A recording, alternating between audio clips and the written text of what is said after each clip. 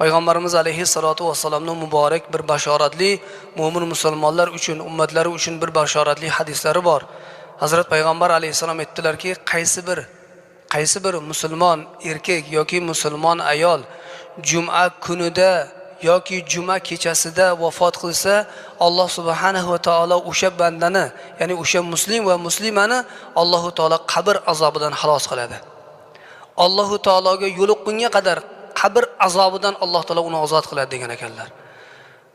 Mo'min musulmonlar uchun eng katta Payg'ambar alayhissalatu vassalamning ulug' bashoratlaridan biri mana bu hadisdagi aytilgan qaysi bir insoniki agar juma kunida vafot qilsa, kunduzi bo'ladimi, kechasimi, bu ba'zi ulamolarimiz aytgan ekanlarki, husnul xotimani belgisi degan ekanlar. Ya'ni xotimasi chiroyli bo'lishligini belgisi juma kuni yoki kechasida vafot qilishlik degan ekanlar. Shunga yo'ygan ekanlar.